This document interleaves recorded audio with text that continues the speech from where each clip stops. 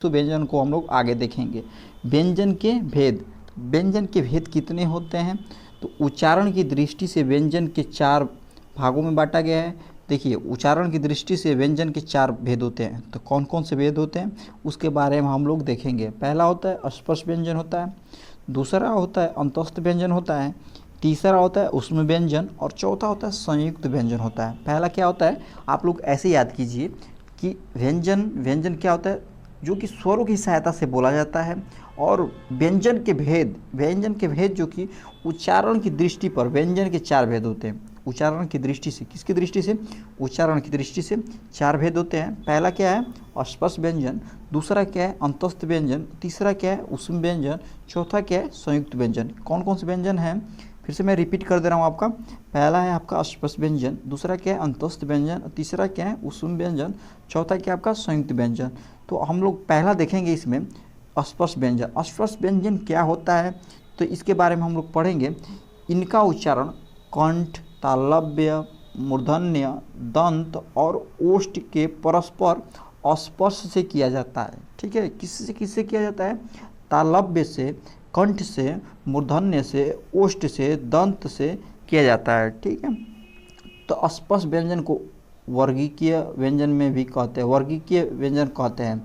तो स्पर्श व्यंजन क्या कहते हैं? वर्गीकीय व्यंजन कहते हैं। तो और इसमें देखेंगे हम लोग किस प्रकार से इसको बताया गया है कि इसका किस प्रकार से उच्चारण किया गया है। कंठ से देखेंगे, तालव्य से देखेंगे, मूर्धन्य से देखेंगे, दंत से देखेंगे, ओष्ठ से देखेंगे। तो इसमें होता है 5 वर्ग होते हैं। पहला होता है क वर्ग, दूसरा होता है च वर्ग, तीसरा होता है ट वर्ग, चौथा होता है त वर्ग, पांचवा होता है प वर्ग। तो हर एक वर्ग में 5-5 होते हैं। तो यानी टोटल हो जाएगा 25 हो जाएगा, टोटल 25 हो जाएगा। तो पहला हम लोग देखेंगे क वर्ग में। क वर्ग क, ख, ग, घ, अंग दिया है। इसमें कंठ है, कंठ से इसको क्या करते हैं हम लोग? बोलते हैं, कंठ से हम लोग बोलते हैं क वर्ग में। कंठ से तालव्य जो है, तालु से हम लोग उच्चारण करते हैं इसका उच्चारण तालु से होता है। च वर्ग का च, छ, ज, झ, इया, ये हम लोग तालु से इसका उच्चारण करते हैं। मूर्धन्य जो है ट वर्ग है, तो मूर्धन्य इसमें देखेंगे ट, ठ, ड, ढ, अड़, इसमें इसका मूर्धन्य यानी नेक्स्ट है इसका दंत्य। दंत से इसका उच्चारण करते हैं। त वर्ग है ट, त, थ, द, ध, न, इसका उच्चारण करते हैं। ओष्ठ यानी प्राप्त, ये ओष्ठ से इसका उच्चारण होता है। अगर हम बोलेंगे तो ये प वर्ग में आएगा, आपका ओष्ठ से उच्चारण होगा। प, फ, व, ए, भ, म। ठीक है, इसका अब आगे चलेंगे, हम देखेंगे अंतस्थ व्यंजन। अंतस्थ व्यंजन क्या है? तो अंतस्थ व्यंजन में देखेंगे हम लोग जिन व्यंजनों का उच्चारण करते समय, देखिए जिन व्यंजनों का उच्चारण करते समय भीतर से बाहर की ओर एक शक्ति लगती है। शक्ति लगती है भाई कैसे? ये वर्ण, स्वर तथा व्यंजन के मध्य स्थित हैं। क्या है? स्वर और व्यंजन के मध्य स्थित हैं। ये आधे स्वर तथा आधे व्यंजन होते हैं। तो भाई ये स्वर आधे व्यंजन थे। तो जैसे में क्या है, य है, क्या है? य है, र है, ल है, व है। तो भाई समझ नहीं आ रहा कि क्या कह रहा है, कहने का मतलब क्या है? आधा स्वर आधा व्यंजन कैसे हो जाएगा? तो ये य लिख रहे हैं हम, तो इससे मैं पहले भी बताया था कि य जो है लिखा है, इसमें य हलंत प्लस अ से मिलकर क्या बना है? ये य बना है। इस प्रकार से ये क्या हो जाएगा आपका? ये व्यंजन हो जाएगा और ये क्या हो जाएगा आपका? स्वर हो जाएगा। ये स्वर हो गया और ये क्या हो गया? व्यंजन हो गया। क्या हो गया? व्यंजन हो गया आपका। तो इस तरह से ये क्या हो गया? इसमें स्वर और दो व्यंजन मिलकर बन रहे हैं, य, र, ल, व। और आगे देखेंगे नोट में क्या लिखा है। नोट में लिखा है य और व वर्ण को अर्ध स्वर भी कहते हैं। अर्ध स्वर क्या कहते हैं? य और व को किसको किसको कहते हैं? य को और व को अर्ध स्वर कहते हैं। क्या बोलते हैं? अर्ध स्वर कहते हैं। जबकि आधुनिक काल में र, ल वर्ण को पूर्ण व्यंजन माना जाता है। किसको किसको? र को और ल को पूर्ण व्यंजन माना जाता है। और हम देखेंगे अगला, यानी ये तो हो गया दूसरा। पहला था स्पर्श व्यंजन, दूसरा था अंतस्थ व्यंजन और तीसरा क्या है? ऊष्म व्यंजन। ऊष्म व्यंजन क्या होता है ना? श्वास वायु जो आपका होता है गर्म महसूस होता है, निकलता है मुख से।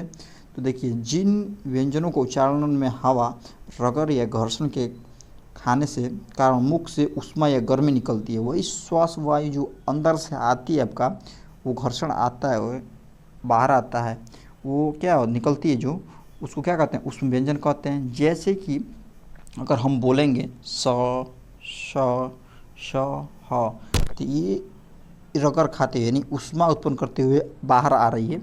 ये चारों हैं, आपको याद करना पड़ेगा। इसमें अंतस्थ व्यंजन में आपको य र ल व याद करना पड़ेगा।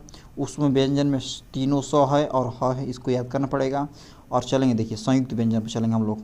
संयुक्त व्यंजन क्या है, देखिए क्वेश्चन आपका पूछेगा यहाँ से वर्ग से, कंठ से, तालु से, मूर्धन्य से, दंत से, ओष्ठ से पूछेगा आपका क्वेश्चन। और अंतस्थ व्यंजन में इसमें ये इम्पोर्टेंट है, ये य र ल व इम्पोर्टेंट है। और ऊष्म व्यंजन में ये स स ह ये इम्पोर्टेंट है, इससे क्वेश्चन पूछेगा। संयुक्त व्यंजन में पढ़ेंगे हम लोग, देखें संयुक्त व्यंजन क्या होता है। तो दो व्यंजनों को संयुक्त करके बनाया गया व्यंजन संयुक्त व्यंजन कहलाता है। तो देखिए कैसे भाई दो व्यंजनों को संयुक्त व्यंजन कैसे बनते हैं, इसके बारे में देखेंगे। तो संयुक्त व्यंजन देखिए, इसको भी ध्यान से आप लोग याद कर लीजिएगा। ये भी चार होते हैं, कितने होते हैं, चार होते हैं। यहाँ पर भी ऊपर मैंने बताया ये भी चार होते हैं, और यहाँ पर भी ये भी चार है, ठीक है। ये कितना बताया था, 25 बताया था हमने। इस तरह से ये चार चार ये हो गए।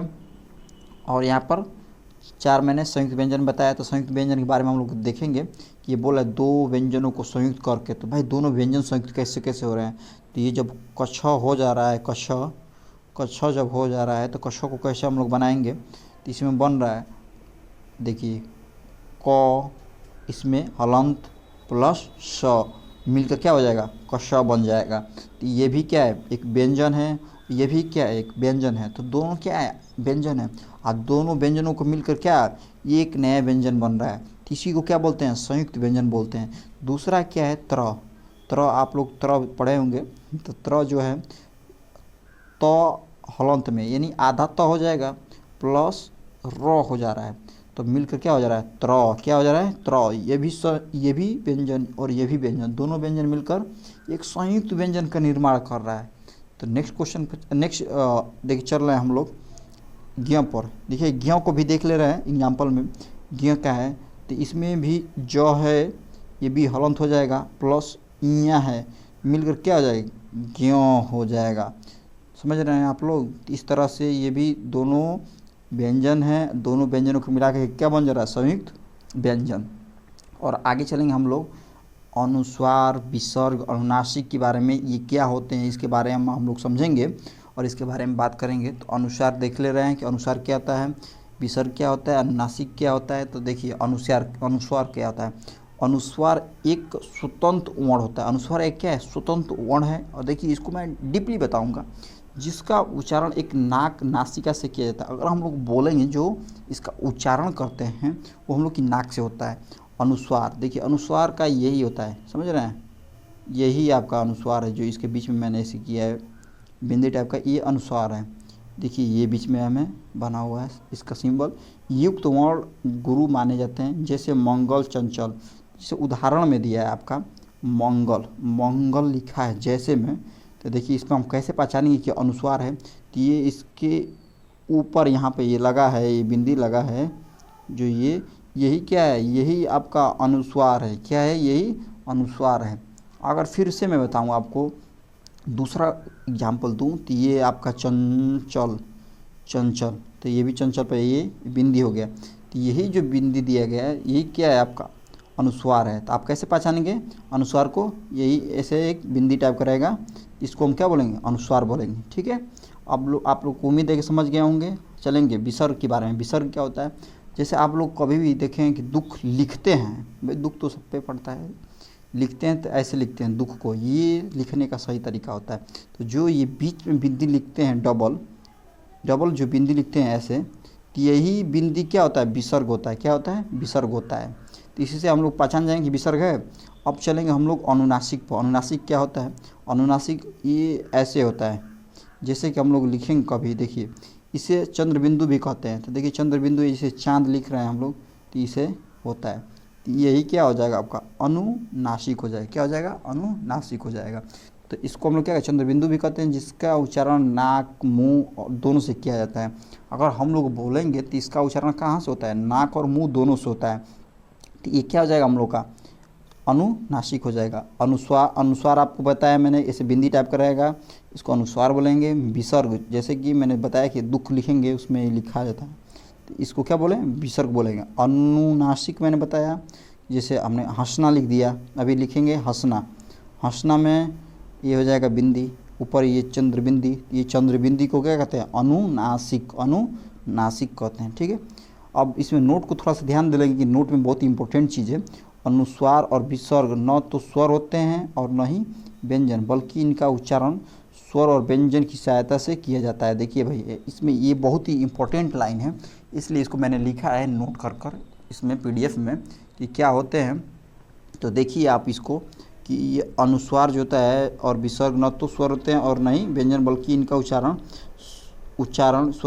स्वर और व्यंजन की सहायता से किया जाता है, किंतु रखा नहीं जाता है। देखिए जब इनको रखा नहीं जाता तो इसका भी कहीं ना कहीं रखने का वो होगा कि कहाँ रखा जाएगा भाई। ठीक है, तो कहाँ रखा जाएगा, तो यही रखने का इनका जगह है। देखिए कहाँ रखा जा रहा है, किंतु इसको रखा नहीं जाता है, इसलिए इनका एक नामांकन किया गया जिसका नाम आयोगवाह है। एक नया नाम आ गया बीच में, आयोगवाह। क्या है, आयोगवाह है, आयोगवाह। तो कहेंगे कि आयोगवाह क्या होता है। देखिए हम आयोगवाह के बारे में बात करेंगे। आयोगवाह होता है ये अंग अह, ठीक है, अंग अह, ये दो क्या है, आयोगवाह है। ठीक है, तो आयोगवाह आप जान गए, आयोगवाह दोनों याद करेंगे आप लोग, ये दो बस आयोगवाह आते हैं। कितने होते हैं आयोगवाह, कभी पूछा जाएगा तो बताएंगे ना, दो होते हैं। तो आयोगवाह कितने हो गए, दो हो गए। अब देखेंगे हम लोग संयुक्ताक्षरों का उच्चारण। संयुक्त अक्षरों के निम्न उच्चारण है। संयुक्त अक्षरों क्या है, निम्न उच्चारण है। संयुक्त ध्वनियाँ, जब दो या दो से अधिक ध्वनि परस्पर संयुक्त होकर जब एक स्वर की सहायता से बोली जाए उसे संयुक्त ध्वनियाँ कहते हैं। जब दो या दो से अधिक ध्वनि आपस में मिलकर एक स्वर की सहायता से बोली जाती है उसको क्या कहते हैं हम लोग भाई, संयुक्त ध्वनि, यानी संयुक्त ध्वनियाँ कहते हैं। जैसे प्राण, ग्लानि, प्रसाद, श्लेष आदि, ये सब क्या हैं, ये ध्वनियाँ हैं। जो हम बोल रहे हैं वो भी ध्वनि हैं। संपृक्त ध्वनि, संपृक्त ध्वनि क्या होती है, जब एक ध्वनि दो व्यंजनों से संयुक्त हो जाए तब वह संपृक्त ध्वनि होती है। जब एक ध्वनि दो व्यंजन से, तो मैंने बताया व्यंजन क्या होता है, कौशिक यहाँ तक सब व्यंजन ही है। तो ये जब आपस में संपृक्त हो जाती हैं तो उसको क्या बोलते हैं, आपस में क्या हो जाती है, संयुक्त हो जाती है, तो ये संपृक्त ध्वनि होती है। जैसे मैं कंबल, अनंत, संदेह। ठीक है, युग्मक ध्वनि क्या होती है भाई, युग्मक ध्वनि जब एक ही ध्वनि द्वित्व हो जाए तो वो युग्मक ध्वनि कहलाती है। जैसे एक ही बार, जैसे इसमें बार बार नौ नौ आ रहा है, प्रसन्नता में लिख रहा है, दिक्कत में आधा क आ रहा है, दो बार आ रहा है, तो इस प्रकार से क्या हो जाएगा, ये युग्मक, एक ही चीज़ दो दो बार आ रहा है। समझ रहे हैं आप लोग, इस तरह से कुछ संग्रहित व्यंजन हैं। तो देखिए ये बहुत ही इंपॉर्टेंट है, इसके बारे में हम लोग डिस्कस कर ले रहे हैं। तो देखिए ये है आपका कुछ संग्रहित व्यंजन। देखिए अनुनासिक क्या होता है, तो ये देखिए ड, इया, अड़, न, म। ठीक है, लुंठित, प्रकम्पित, लुंठितों को हम प्रकम्पित कहते हैं, ये डीपली है, इसलिए र हो जाएगा। पार्श्विक होता है, ल हो जाएगा। उत्प्रेक्षित, द्विगुणिक, देखिए द्विगुणित में दो गुण होते हैं जिसके अंग और ड हो जाएगा। और आगे चलेंगे हम लोग देखेंगे काकल, काकल ह हो जाएगा। अर्धस्वर य और व हो जाएगा। दंतेश हो जाएगा व और फ, ये विदेशी ध्वनि है। और स्पर्शी हो जाएगा च, छ, ज, झ, इया। और संघर्षी जो होता है स, इन तीनों स, ह, ज, फ हो जाएगा। और द्वितीय मैंने बताया था, द्वितीय व्यंजन, द्वितीय क्या होता है, दो, यानी आधा क, आधा त दिया, आधा ल दिए, ये दो दो बार आ रहा है, द्वितीय हो जाएगा। ठीक है, वात्स्य हो जाएगा न, ज, स, र, ल। आप लोग इसको अच्छे से एक बार रिविजन कीजिएगा। अरबी फारसी वर्ण क्या होते हैं, देखिए तो क लिखा है, इसके नीचे से बिंदी दे दिया है, ख लिखा है, उसके नीचे से बिंदी दे दिया है, तो ये अरबी फारसी वर्ण हो जाएंगे। अक्षर, वृद्धाक्षर, ये मुक्ताक्षर दिया है, इनकी अंतिम पंक्ति ध्वनि व्यंजन होती है। जैसे अप में दिया है, नाम में दिया है, तो ये सब लास्ट में क्या है, ये ध्वनि व्यंजन है। समझ रहे हैं, मुक्ताक्षर में इनकी अंतिम ध्वनि स्वर होती है। देखिए इसमें व्यंजन दिया है, जैसे आप लिख रहा है तो इसमें आधा हलंत कर दे रहा है, तो आधा हलंत कर दे रहा तो ये व्यंजन हो गया। तो ये वृद्धाक्षर हो गया। अब चलेंगे मुक्ताक्षर में, तो मुक्ताक्षर में क्या इसकी अंतिम ध्वनि स्वर होती है। तो जैसे इसमें लिख रहा है खा, खा में ये स्वर आ जा रहा है जा, तो इसमें लास्ट में स्वर आ जा रहा है, समझ रहे हैं। तो नोट, विदेशी भाषाओं से आए हुए वर्ण या शब्द को आगत कहा जाता है। जो विदेशी भाषा जो आए हुए हैं तो उनको क्या कहते हैं, आए हुए स्व वर्ण को आगत कहते हैं। क्या कहते हैं, विदेशी भाषाओं से आए हुए वर्ण या शब्द को आगत कहते हैं। आगत शब्द हम बताएंगे, उसके बारे में आगे हम लोग पढ़ेंगे। तो अगर ये वीडियो आपको अच्छा लगा हो तो चैनल को सब्सक्राइब और वीडियो को लाइक ज़रूर करें।